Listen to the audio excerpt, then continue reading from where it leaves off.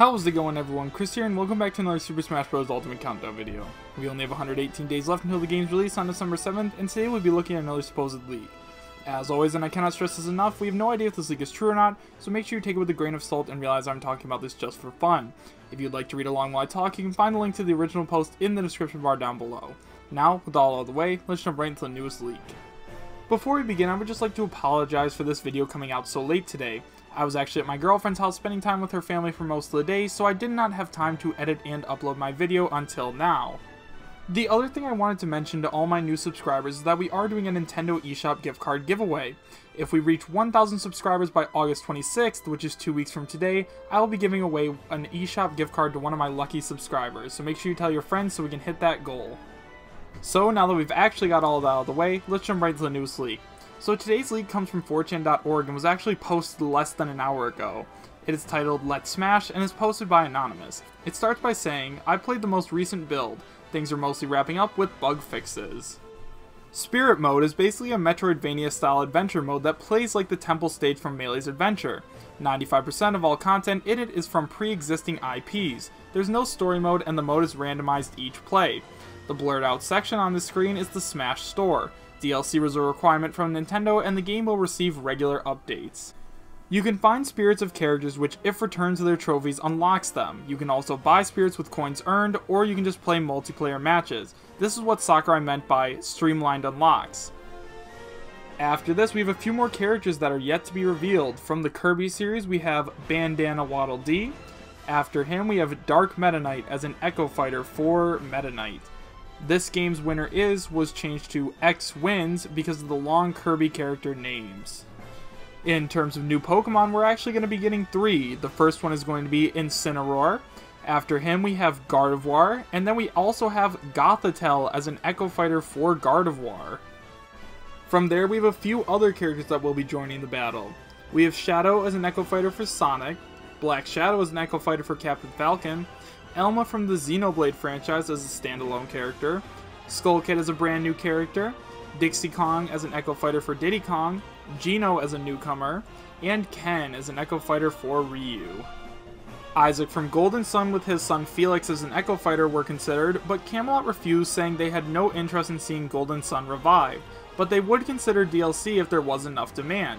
DLC is in fact planned, and anything cut for time constraints will be free. Expect the first major update to drop January 19th of 2019. So, now that we've gone over the entire leak, let's talk about it. So first of all, Spirit Mode. I think people on the internet have basically unanimously decided that it is going to be called Spirit Mode, and I think that is what we are going to end up seeing.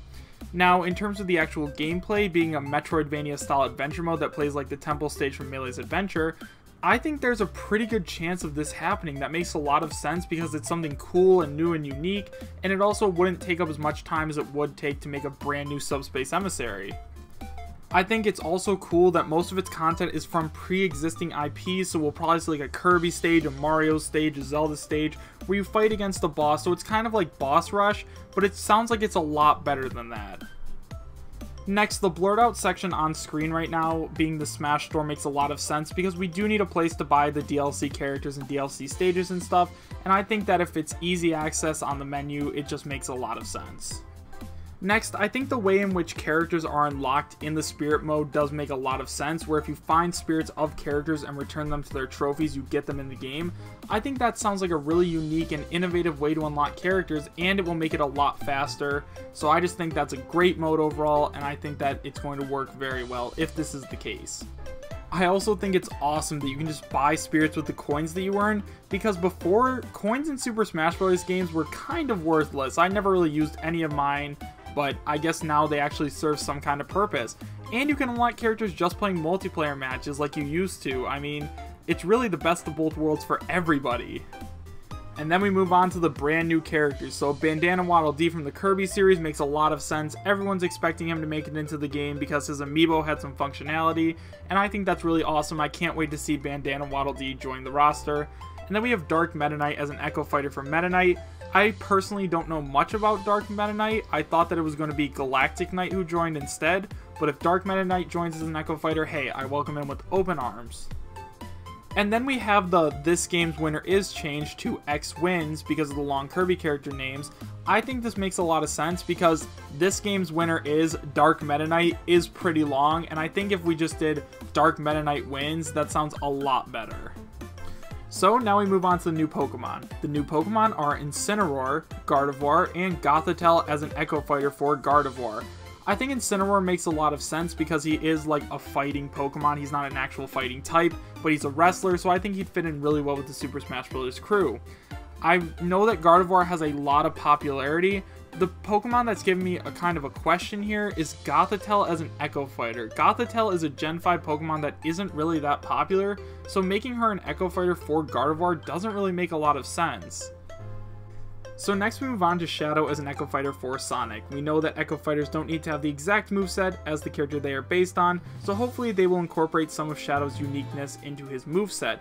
And then we have Black Shadow as an Echo Fighter for Captain Falcon, and I don't know much about him, but if he does make it into the game, I would love to see him. So next we have Elma from the Xenoblade franchise, and I don't know much about Elma, so I won't be too heartbroken if she doesn't make it in, but I'd be really happy for all you Xenoblade fans out there.